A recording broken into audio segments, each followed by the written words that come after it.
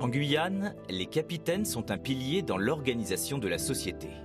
Le capitaine est traditionnellement un repère, un référent pour la population locale. Aujourd'hui, 3 d'entre eux, Julien, Fabio et Bénédicte, montent au combat.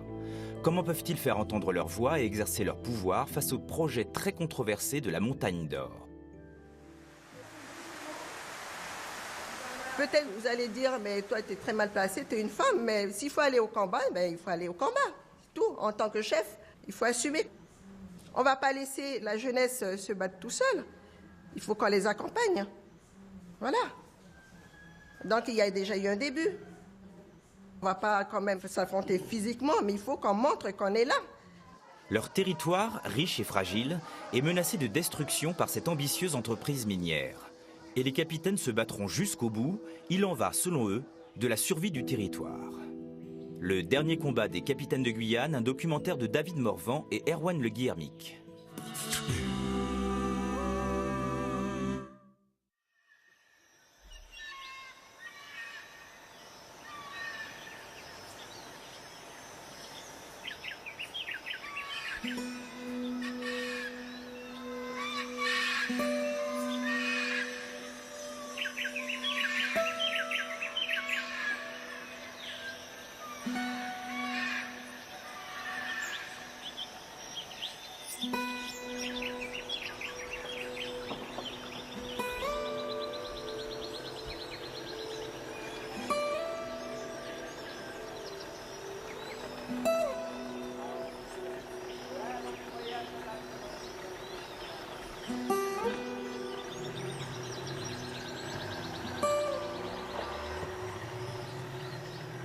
La forêt et les fleuves de Guyane sont le trésor des Amérindiens. Un trésor qui marque la communion ancestrale de l'homme avec la nature. Un trésor dont ils se sentent les gardiens. Mais la forêt guyanaise recèle également un tout autre trésor, enfoui dans les entrailles de la terre. Des tonnes d'or convoitées par un projet de mine industrielle. Un cataclysme qui fragiliserait encore un peu plus l'organisation sociale des petits villages des Amérindiens Kalinia. À leur tête, quelques chefs coutumiers tentent de résister. Ce village, c'était un ancien lieu de chasse de mon grand-père. Mon grand-père, c'était un natif de Irakobo. Par la suite, il est allé conquête ma grand-mère au niveau du Suriname. Donc du Suriname, ils sont venus chercher cet endroit. C'était la forêt, donc la forêt est devenue un village. Le village où je suis le chef coutumier. Au départ, c'était juste traditionnel. Et par la suite, le préfet de Guyane d'époque a nommé mon grand-père en 1971 en tant que chef coutumier du village, c'est-à-dire capitaine à l'époque. Capitaine, un mot étrange pour une étrange institution que la France a instaurée en Guyane. C'était le temps des colonies et la République souhaitait donner aux chefs coutumiers un semblant de légitimité. En leur offrant un costume militaire, une casquette et une petite somme d'argent, l'État français se servait des capitaines pour asseoir son pouvoir sur les populations autochtones. Aujourd'hui encore, tous les 5 ou 10 ans, les candidats en campagne passent rendre visite aux capitaines, les sacoches pleines de promesses. Des Français de Guyane.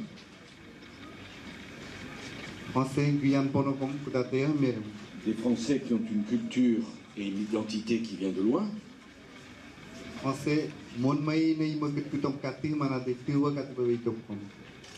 Des Français qui habitent dans la forêt, la plus grande forêt du monde. Mais des Français. Julien ne souhaite plus qu'on l'appelle capitaine. Ce titre est pour lui le symbole d'une époque où les chefs étaient pris pour des pantins. Il préfère qu'on l'appelle chef coutumier, un terme qui valorise son identité culturelle.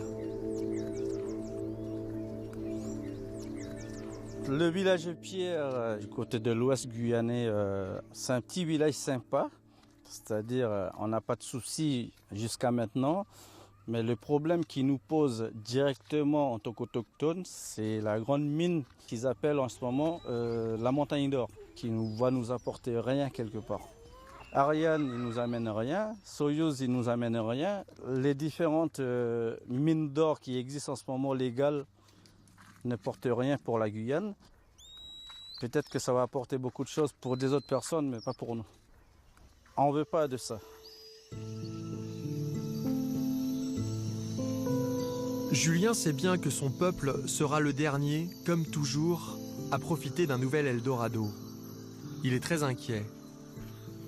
L'ampleur du bouleversement annoncé près de chez lui est telle qu'il souhaite prendre conseil auprès du chaman du village, l'un des tout derniers en Guyane.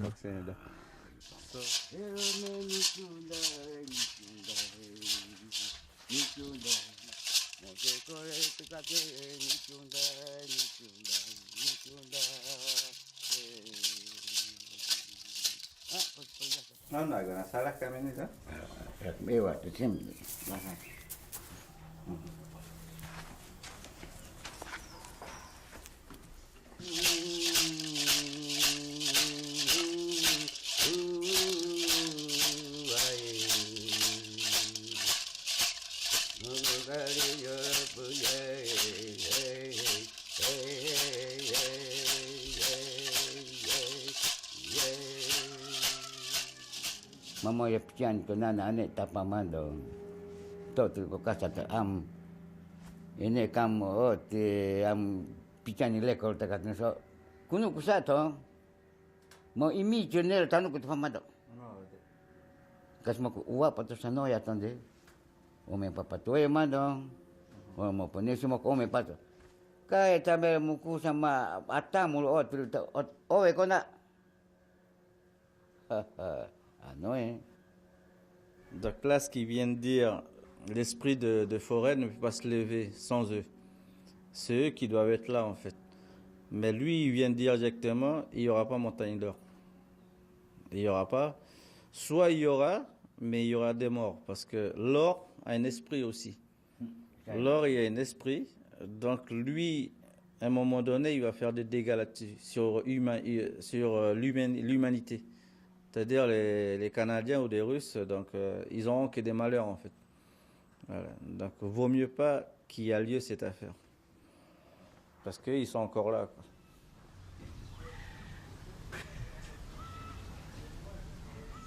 Le chaman fera tout son possible pour protéger le village. Il sait que le combat contre la montagne d'or est un moment charnière parce qu'il cristallise le malaise et la difficile intégration des Amérindiens dans la République. Mais pour les jeunes, les méthodes traditionnelles ont leurs limites. S'ils broient encore le charbon et le roucou pour se faire des peintures comme les anciens, ils pensent que les incantations du chaman, la parole des capitaines et leurs uniformes ne suffiront pas. Ils veulent d'autres méthodes pour agir, afin que leur voix soit enfin réellement entendue.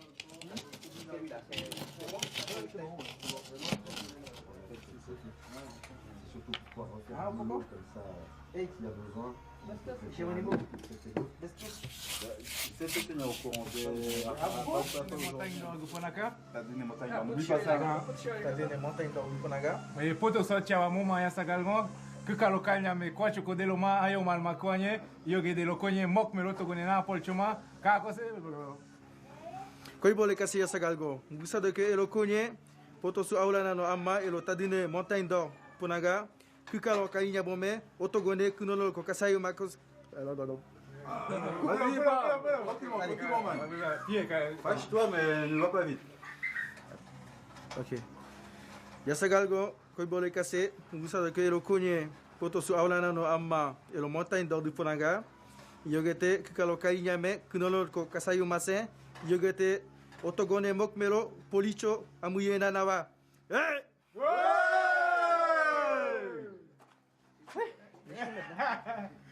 Oh, ça finit.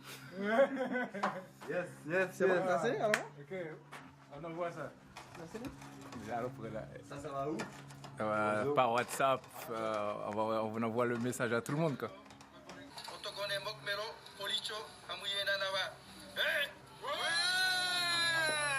L'objectif de notre mobilisation, c'est de vraiment informer la population. Déjà, dans un premier temps, qu'il y a une mobilisation forte qui est en train de se créer contre ce projet-là et contre tous les autres projets de ce type-là, en fait. Parce que c'est vraiment, ça va prendre une ampleur. C'est-à-dire que la question de la montagne d'or, c'est une question de choix de société. Donc nous, on est opposés à ça. Nous, les Amérindiens, on est complètement opposés à ça. Il y a énormément d'autres possibilités pour créer de l'emploi pour la jeunesse. Aujourd'hui, on crée des générations de malheureux parce qu'on formate les jeunes à vouloir toujours plus. Aujourd'hui, les jeunes ne rêvent pas de travailler, ils rêvent d'être riches. Et ça, c'est le modèle de société occidentale qui nous matraque en permanence, à travers les clips, à travers toutes les publicités et tout le mode de vie qu'on nous balance en permanence. Alors, tu vois le débit du truc, hein. Les aberrations locales, c'est ça. Il y aura du réseau, il y a la 3G à la montagne d'or, j'imagine. Ouais, la fibre optique sûrement. En Guyane, on envoie des satellites quand même. Et voilà, pour envoyer une petite vidéo, il faut attendre au moins 20 minutes. On a d'autres ressources qui ne sont pas forcément épuisables, mais qu'on peut aussi renouveler. On a une forêt, on a une nature à côté de nous. Je n'ai pas dit qu'on doit la piller, mais on doit s'en servir intelligemment. On doit pouvoir se nourrir déjà, avant de pouvoir nourrir les autres en or. Parce que l'or, on ne le mangera pas, et le pétrole, on ne le boira pas non plus. Comment on arrive encore aujourd'hui à expliquer que des départements comme la Martinique ou la Guadeloupe ont réussi un développement, j'ai envie de dire presque normal ou national, à un niveau national en tout cas, avec juste des bananes et des cannes à sucre. On a le plus grand territoire de France, j'ai envie que le pays évolue, quoi. Je ne suis pas un politicien, je ne suis pas un stratège. J'ai juste envie de voir cette jeunesse travailler, cette jeunesse nourrir sa population. Et je ne pense pas qu'on verra tous nos enfants à l'université pour piocher, pour faire des trous dans le sol. C'est inimaginable.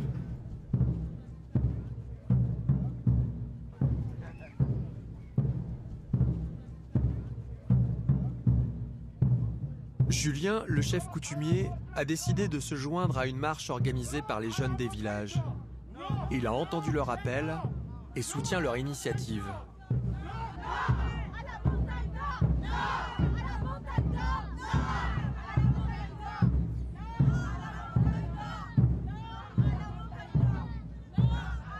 Tous les grands événements majeurs de la Guyane sont financés par la Montagne d'Or.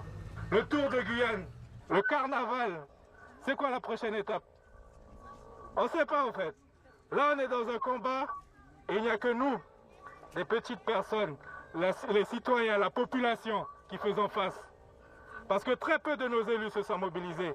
Les gens que nous avons mis au pouvoir acceptent ces projets-là. La seule promesse que je peux vous faire ce soir, c'est que le combat il sera dur, le combat il sera long, le combat il sera fatigant. Le combat va nous attaquer personnellement, on en est tous conscients. Toutes les personnes qui sont montées au front contre ce projet savent qu'on va y laisser des plumes. Mais on est prêt à le faire. Parce qu'ici, c'est chez nous. Ici, c'est notre terre. Et quand ils auront fini de le piller, quand ils auront fini de prendre tout l'or dans ce sous-sol, ils nous laisseront que les déchets. Et ce sera à nous de nous démerder avec ça.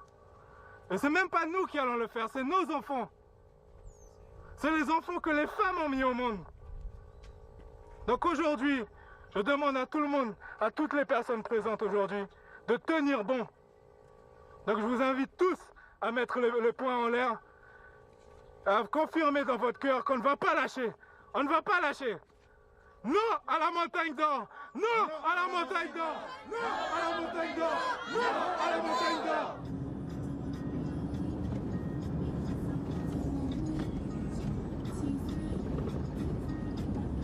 Fabio fait partie des jeunes qui s'opposent à l'avenir minier promis à la terre où ils ont grandi.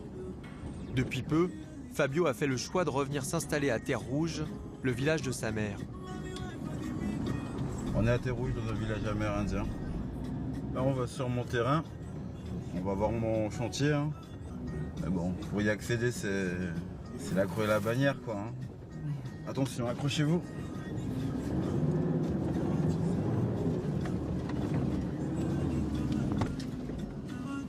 merde. On est dans le caca.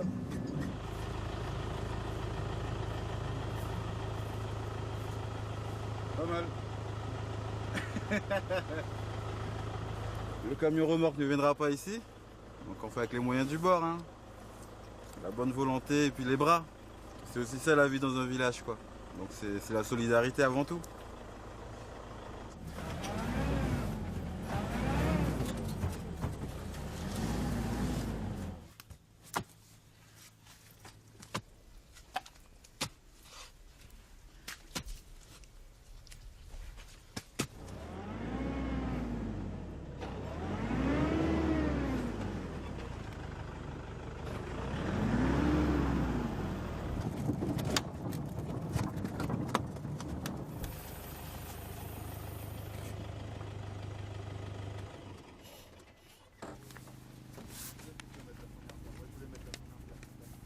J'ai demandé à ma grand-mère, qui est d'ici, est-ce que je pouvais venir m'installer ici.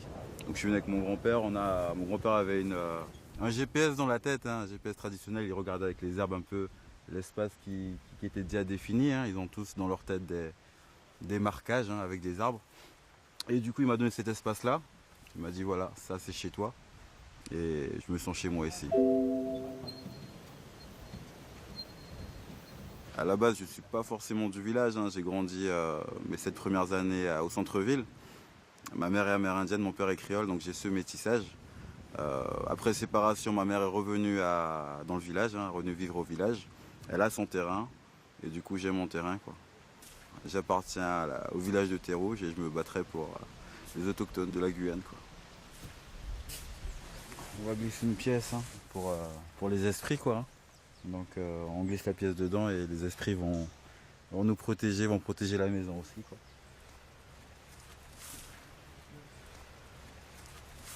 En 1492, le colon a débarqué, on l'a combattu.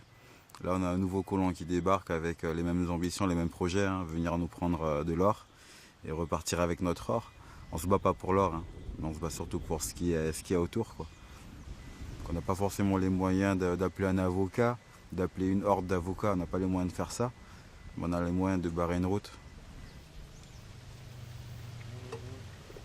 Le soutien des chefs est nécessaire, quoi, et on ne pourra pas avancer sans ça. Donc on doit les écouter, et s'ils nous disent arrêtez tout, on va tout arrêter.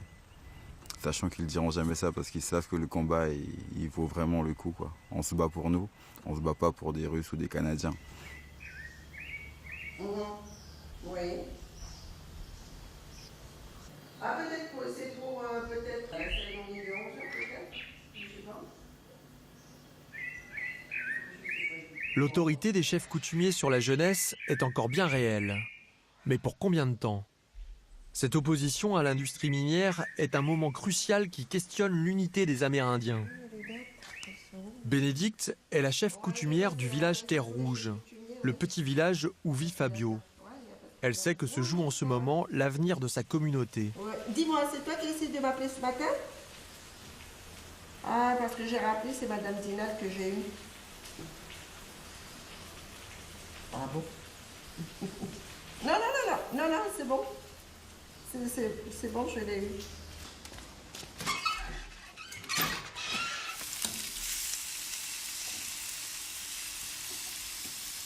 Bénédicte fait partie des toutes premières femmes à avoir été désignée chef coutumière.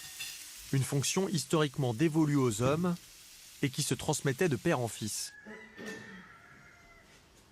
Mais pour se reconstruire, les communautés amérindiennes cherchent maintenant à modifier leurs habitudes en choisissant ceux ou celles considérés comme les plus aptes à diriger les villages. J'ai été élue le 22 février 2014 en tant que chef coutumière. Ça, je me souviendrai toujours. J'ai l'impression d'être, comment dire, dans un autre monde. Il y avait tout le monde qui était là, les officiels, les habitants, les groupes, tout. Quand j'ai franchi l'entrée, le seuil, avec ma tante, avec toute ma parure, ma coiffe, j'ai senti une lourde charge sur mes épaules. C'est là que j'ai compris l'importance de la responsabilité.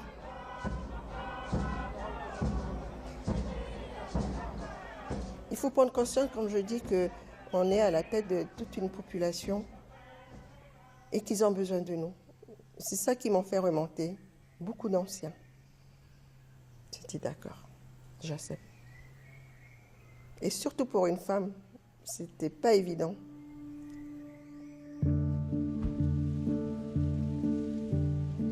C'est un moment difficile pour les chefs coutumiers. D'un côté, des pressions politiques tentent de faire plier certains d'entre eux pour cautionner les industriels de l'or. De l'autre, la jeunesse leur demande de se positionner beaucoup plus fermement encore. Lors d'un conseil des chefs, Christophe, le leader de la jeunesse, vient les mettre face à leurs responsabilités. Et moi j'ai une question quand même. Nous on est pauvres petits Amérindiens de terre au village Pierre et Paddock et baladés à aller marcher contre eux. Et quelques écolos qui veulent bien s'impliquer, mais voilà, ils sont très vite balayés et décrédibilisés parce qu'ils ne sont pas d'ici. Donc voilà, si on évalue nos forces de maintenant et le combat qui va continuer à s'intensifier, parce que le débat public, il vient de commencer. Ensuite, il y a l'enquête publique. Ensuite, si c'est validé, on doit aller sur le terrain. Comptabilisons nos forces. Nous, on est prêts à aller là-bas. Mais qui sera prêt à être avec nous le moment venu? Est-ce qu'on peut compter sur les autres peuples amérindiens? Je sais que les Wayana, ils ont déjà dit qu'ils allaient venir. Mais est-ce que les autres peuples, à un moment donné, est-ce que vous, les autorités coutumières, à la dernière marche, il y avait tous les chefs coutumiers de l'Ouest. Même les plus anciens sont venus marcher avec nous, etc. Mais à un moment donné, nous, on a besoin de savoir parce que nous, on se prépare au combat. Mais si derrière, on n'a pas de soutien, il faut qu'on sache qu'on n'a pas de soutien. Et pas qu'on se dise, nos frères et nos sœurs vont venir nous aider et que l'aide ne va jamais arriver. Demain, quand on ira se battre, combien on sera? Est-ce que vous allez nous laisser nous battre tout seuls? Voilà la question que je veux vous poser aujourd'hui, ce matin. Peut-être que le mot se battre n'est pas approprié. On ne va pas aller se battre. On va aller protester, c'est ça? Il faut bien choisir tes mots. Ouais, c'est pas encore la guerre. On n'a pas encore déterré la hache de guerre.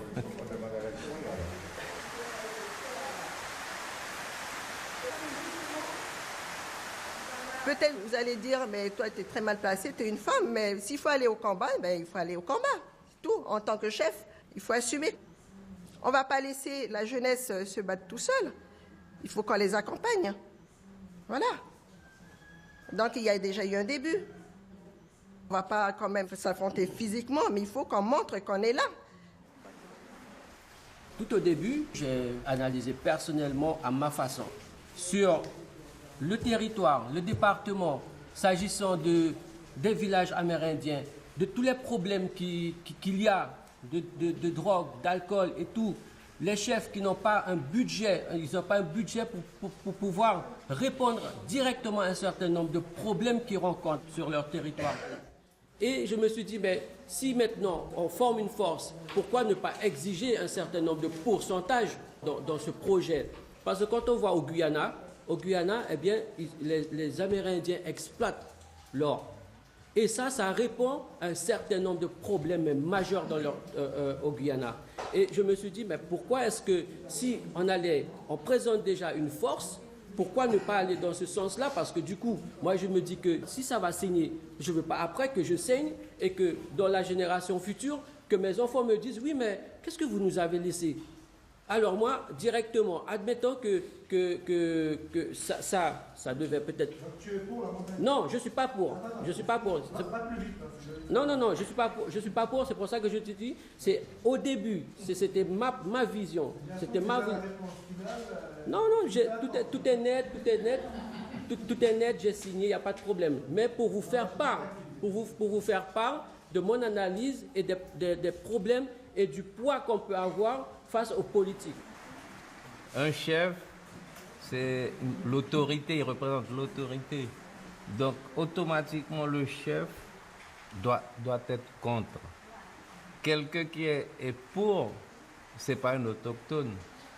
Donc peut-être il a l'apparence d'un autochtone, mais c'est pas un vrai autochtone qui aime la forêt va toujours dire non.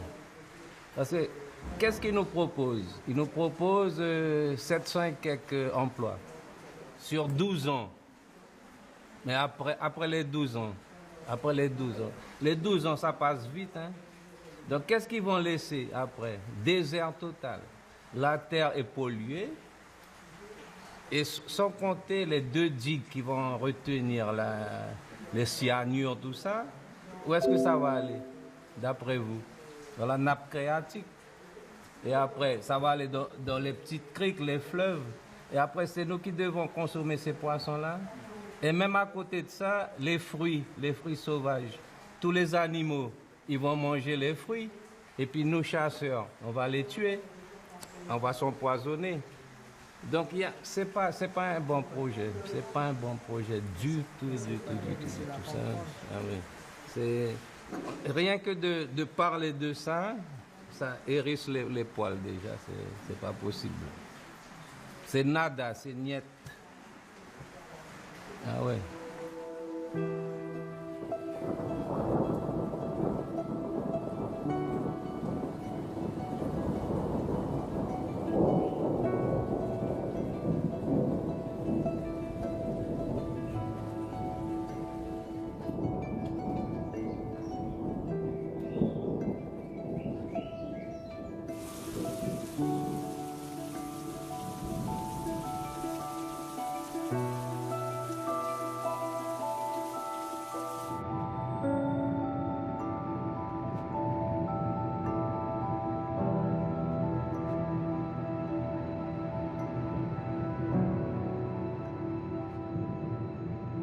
J'ai fait 25 ans dans l'armée, plusieurs opérations extérieures comme Sarajevo, Bosnie, Côte d'Ivoire, Liban, Darfour au Tchad et encore pas mal de missions. Dans ma carrière militaire, j'étais blessé 3 fois. Un baptême de feu sur Sarajevo. Deuxième, c'était sur Kosovo. Et la dernière, c'était en Afghanistan. Donc, j'ai pris une balle au niveau de dos avant de venir en Guyane.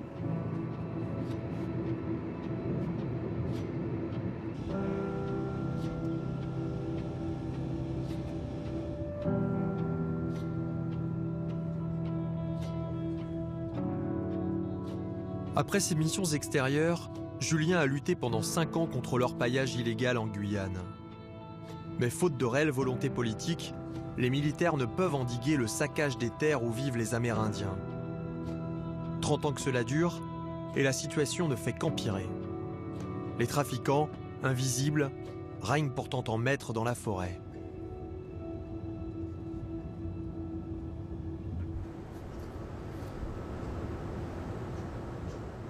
Ici, c'est un lieu de passage des orpailleurs illégaux, qu'on appelle le Saumon Valentin, SMV. Donc c'est par là qu'ils passent pour aller chercher l'or dans la Mana. Ouais, voilà.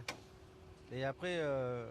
Sous le regard amer de Julien et de quelques militaires dépassés, la rivière Mana crache ses flots pollués par les chercheurs d'or.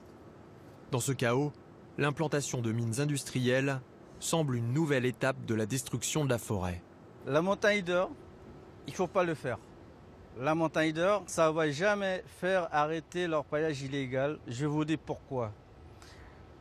Un site légal qui est en Guyane, automatiquement, alentour, il y a des illégaux. Pour vous dire, parce que moi j'ai vu tout cela avec mes yeux, mes propres yeux. Il y a des illégaux, le soir, ils viennent blanchir leur butin aux légaux. Voilà ce qu'ils font. Donc là, quand vous allez dans la forêt, il y a un site légal. Alentour, vous allez voir les barges partout. Donc le grand site qu'ils vont faire ici, Montagne d'Or, ça va faire pire que ça.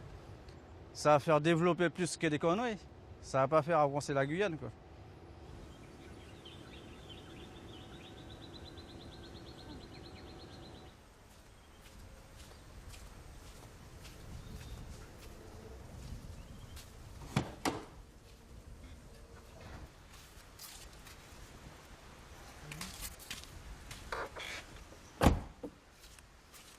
Sans être dupe du peu de considération réservé à son peuple, Bénédicte, en tant que chef coutumière, se doit de jouer le jeu de la République. Ce matin, elle rend visite au nouveau sous-préfet lors de sa prise de fonction pour tenter de faire entendre sa voix. Je vais en profiter pour me présenter à lui. Je suis la chef coutumière du village des Terres Rouges. Et surtout en tant que présidente des chefs coutumiers de Guyane, c'est très important que je me présente à lui. Moi, qu'il sache à qui il aura affaire.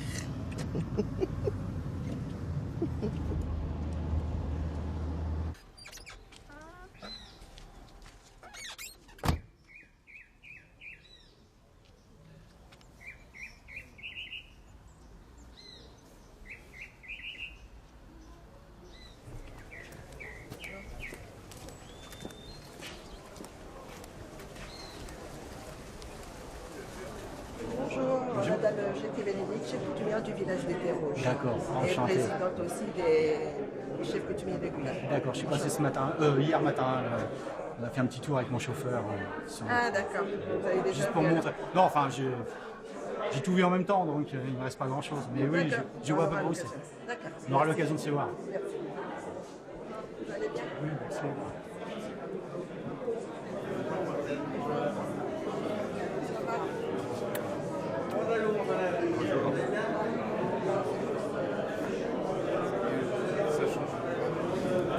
C'est important d'être en bon terme avec le sous-préfet. Le but, c'est qu'il faut qu'on travaille ensemble là, pour l'ensemble des habitants du village que je gère. Le gros dossier en ce moment, c'est la montagne d'or. On sait déjà qu'au plus haut lieu, c'est déjà décidé, mais on essaye, nous, petits Amérindiens, on essaye de faire changer. Alors, deux écueils, évidemment, sont à éviter. On nous a toujours recruté de petits Amérindiens qui étaient timides, réservés, mais là c'est fini. D'affirmer avoir une connaissance précise de la situation.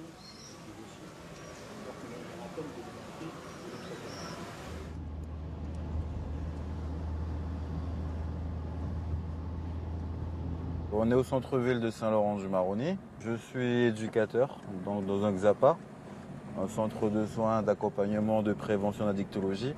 Il faut pouvoir se rendre dans les familles, dans les lieux où les gens se réunissent, des fois dans les squats, dans les hôpitaux. Il faut qu'on ouvre aussi une fenêtre afin d'être disponible pour les gens.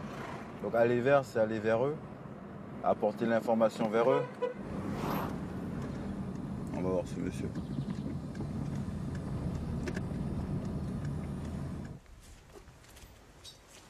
Ça c'est là, man.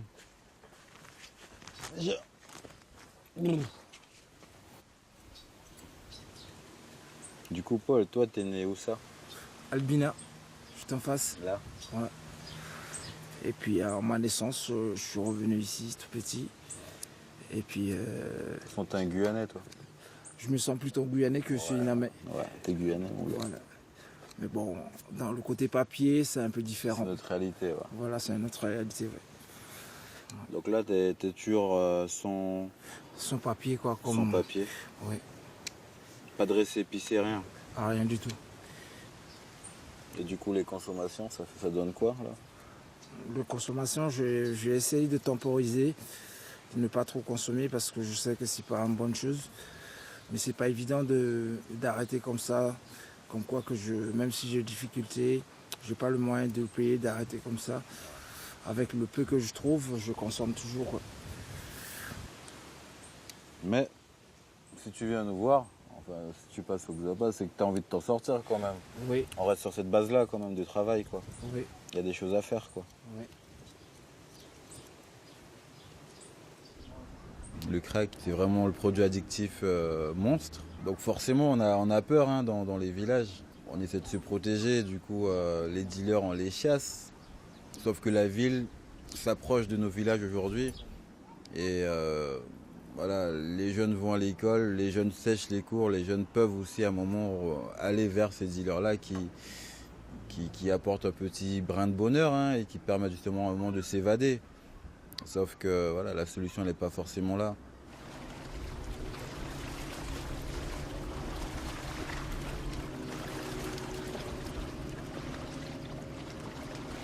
Si la jeunesse arrive à être fière de ce qu'elle est et se dire voilà, je peux me prendre en main, Nous, on arrive à le faire un peu, hein. On n'est pas des révolutionnaires, mais quand même, on arrive à mobiliser des gens, hein, qui pensent un peu qu'on a finalement raison de regagner un peu de notre fierté, fierté perdue ou fierté égarée ou suspendue.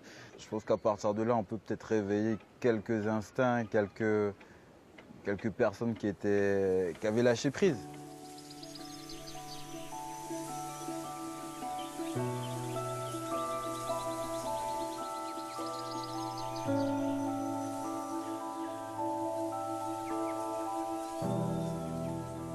Pourquoi on s'oppose réellement à ce projet? C'est parce qu'on le ressent au fond de nos tripes. On est enraciné dans ces terres. C'est un peu David contre Goliath, mais faisant partie des peuples qui luttent depuis longtemps. Il y a 500 ans qu'on se bat. On est loin d'être victorieux, mais on est encore là. Ma mère me racontait souvent que mon grand-père allait chasser là-bas, mais qu'il y a des endroits dans la forêt où tu ne dois pas tirer à l'arme à feu. Parce que tu te perds, il y a des mauvaises choses qui arrivent après. Quand on va utiliser 20 tonnes d'explosifs par jour, ça va vraiment faire énormément de dégâts, même si ils vont limiter l'effet sonore, l'effet tremblement. Il y a des animaux qui sont hypersensibles, il y a des esprits qui sont là aussi, il ne faut pas les déranger en fait. C'est une zone de la Guyane qui appartient aux esprits et non aux hommes, quoi. Bon, après, on nous prend pour des illuminés, hein, quand on dit qu'il faut juste laisser ça comme ça et ne rien y faire. Pour les Occidentaux, c'est juste inconcevable pour de laisser les choses tranquilles. En fait. Quand on parle, on ne nous écoute pas forcément. On est considéré comme passéiste.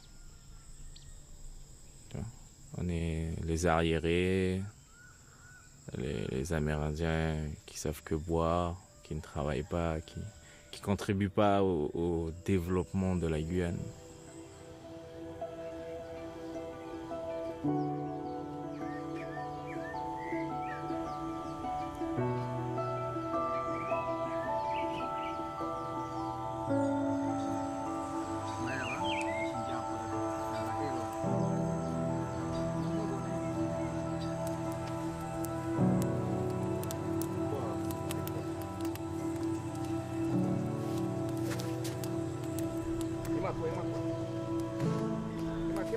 Les Amérindiens voient bien que leur destin leur échappe une fois encore.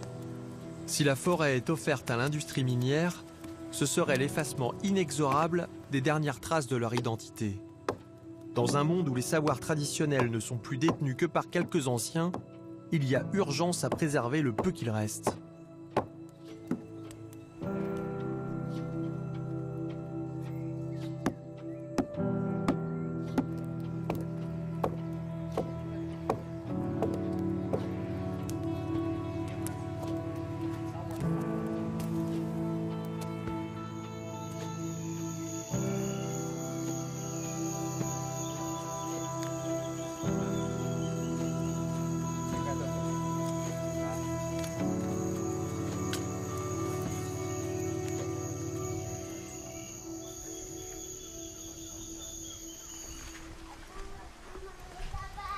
Dépêche-toi alors. Maman.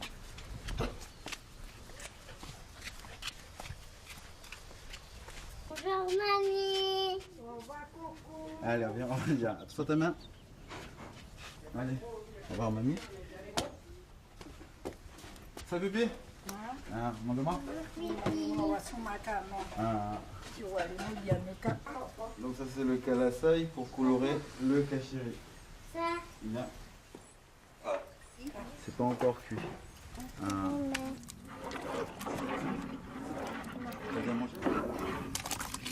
On a cet aliment là qui nous a fait tenir depuis des siècles. Hein. Si on est encore là, c'est aussi grâce au manioc. Donc si on veut encore tenir, il faut qu'on maîtrise encore cette agriculture, quoi.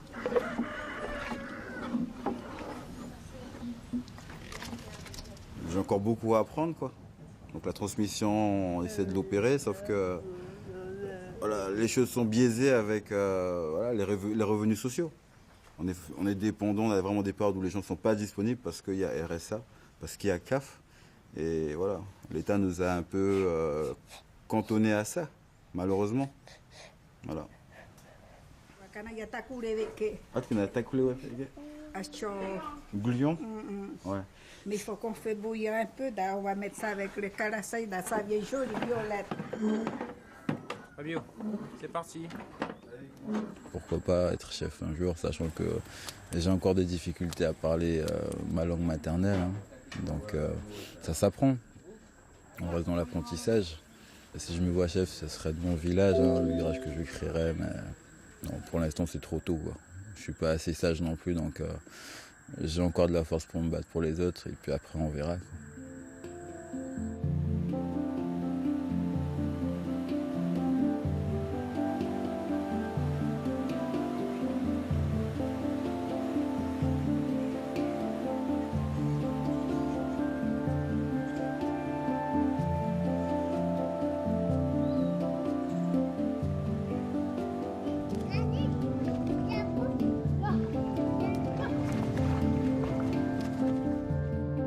C'est un jour important pour Julien, le chef coutumier.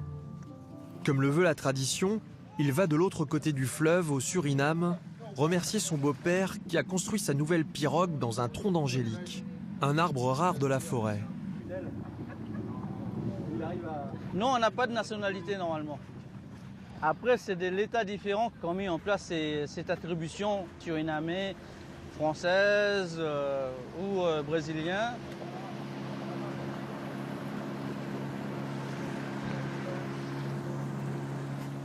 On est du côté Suriname là. Pour venir ici, normalement, je devais avoir un visa. Et moi, je m'en fous parce que je suis d'ici. Malaoni Bono Aoua. Je suis natif du Maroni. C'est mon Maroni, c'est mon fleuve ici.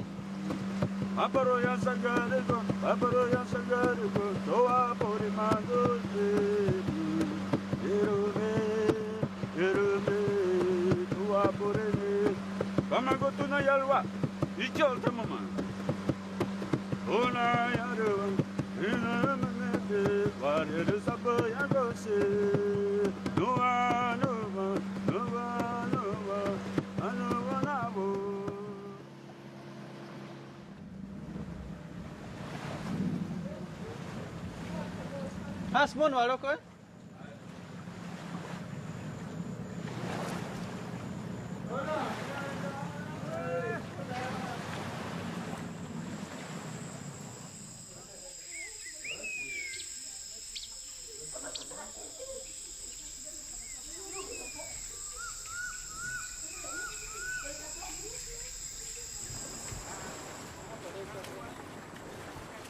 Monsieur, c'est Petrus Chapeki. Donc, c'est lui l'ancien du village, je veux dire. Je suis venu lui rendre hommage vu que nous, on travaille beaucoup avec des anciens. Sans eux, on n'a rien. Voilà. Sinon, on n'a que la civilisation pour laisser notre coutume à nous, quoi. Donc, lui, c'est un exemple pour nous. Il a conçu presque 10 pirogues. Celle-là, c'est la 11e. Moi, je me connais. Et le bon moment, tout le monde.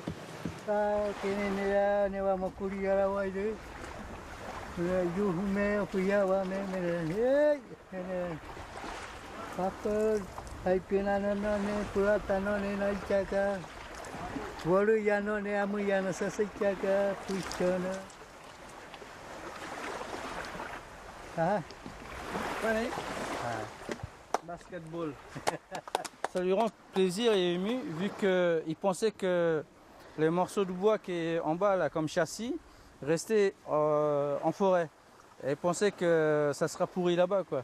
Du coup j'avais fait un sort de le faire venir vu qu'il était déjà un peu l'ancien, donc il pouvait plus travailler en fait. Vu que les angéliques, les bois angéliques, on ne les trouve pas à 100 mètres de nous. On trouve à 5 km ou 10 km de la forêt. Et après qu'on l'a conçu pour la tirer quoi. Donc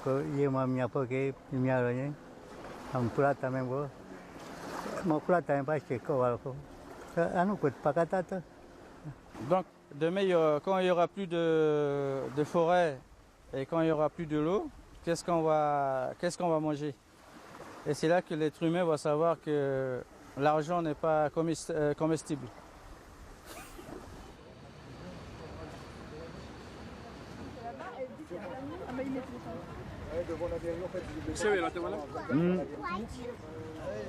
Là, on est tout près de la demeure de Cepelou, Cepelou, qui est un grand chef Kaligna et qui a mené les dernières résistances armées contre les Blancs, quoi. Donc pour nous, là, c'est assez symbolique. Je pense que la préfecture, ils l'ont fait symboliquement aussi, c'était fort pour eux.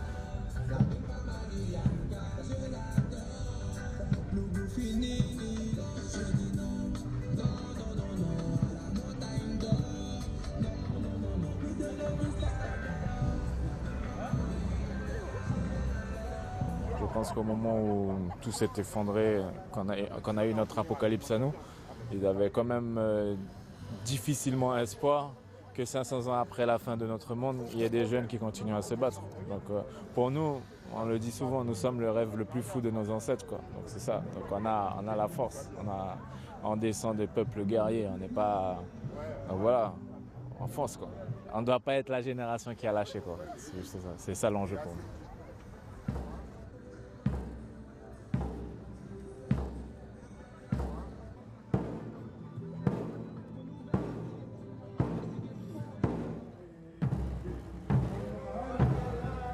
La lutte des Amérindiens, elle a d'abord été physique, militaire. On a perdu, dans un sens. Ensuite, elle a été à travers la culture, c'est-à-dire comment ne pas laisser disparaître notre identité.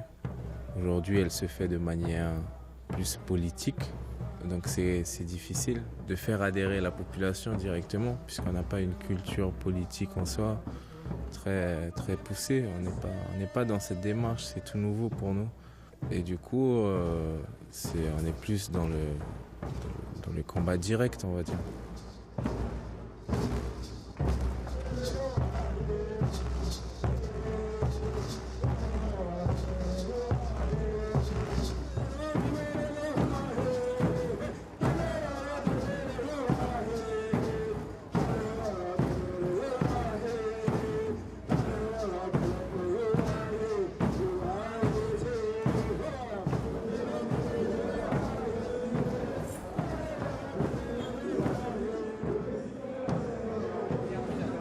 Quelle quantité d'explosifs par jour vous devez utiliser et comment, où arrive l'explosif en Guyane et comment sont amenés les explosifs à la nuit?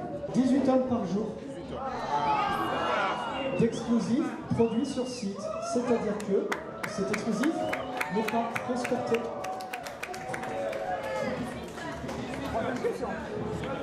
D'accord? Donc, explosif non transporté, l'explosif est produit sur site. Beaucoup de personnes sont intervenues, mais personne n'a encore la solution au véritable problème de la Guyane, qui est l'emploi. Alors si vous en avez à proposer, il faudrait peut-être en parler. Et attendez, hey, laissez-moi parler, voyons. Les Garimperos qui sont actuellement en grand nombre dans la Guyane, ils sont maintenant plus de 10 000. Je vous rappelle qu'ils utilisent le mercure à grande dose. La seule façon de les faire déguerpir du territoire, c'est d'installer des sociétés, des compagnies minières légales. Voilà ce que j'avais à dire.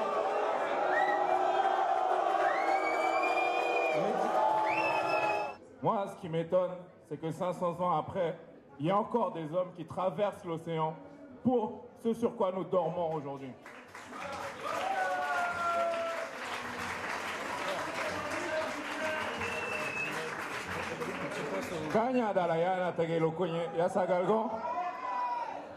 Je vais parler ma langue maternelle.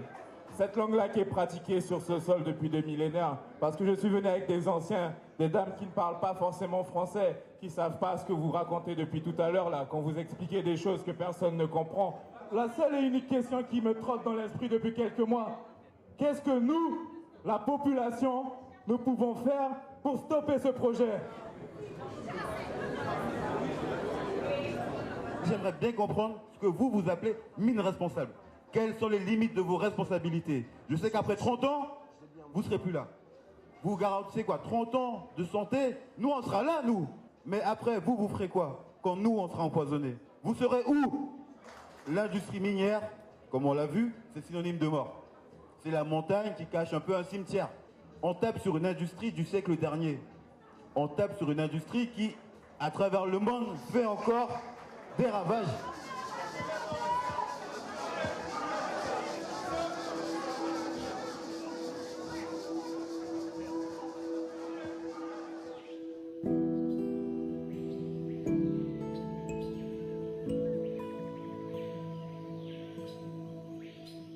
Quelles que soient les décisions que prendra l'État pour ce petit bout d'Amazonie, la conscience politique amérindienne s'est réveillée. Fabio et Christophe savent qu'ils ne retrouveront jamais le mode de vie de leurs ancêtres. Mais ils savent aussi que le calme et la sérénité de quelques instants de vannerie, de pêche ou de chasse sauvés à la fuite du temps valent déjà toutes les peines de leur combat.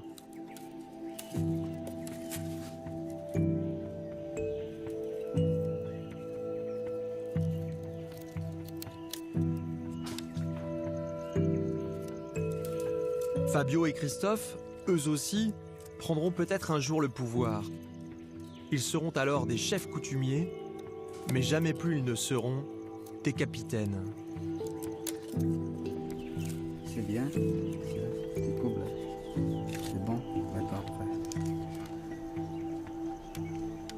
après on va tasser là, ici, là, ça tient bien, comme ça. Après, fini. Bien sûr, demain, quand on aura gagné contre la Montagne d'Or, parce que c'est ce qui va arriver, ben on sera responsable de toutes les douleurs sociales de la Guyane.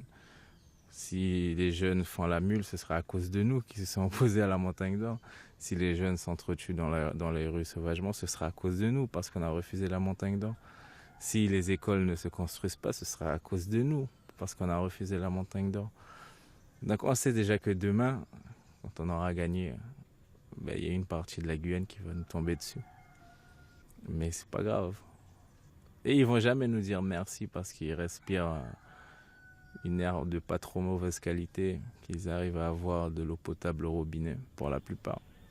On fait une course à l'or alors qu'on devrait plutôt faire une course à l'eau. Il ne faut pas qu'on ait peur de tout ce qui nous attend, de tous ces défis qui sont là devant nous. Je voudrais qu'on soit écoutés pour le combat qu'on mène et qu'on ait des résultats pour le combat qu'on mène depuis 30 ans. Qu'on nous donne ce qu'on demande. On ne quémande pas. C'est un dû, comme je dis. C'est le rêve.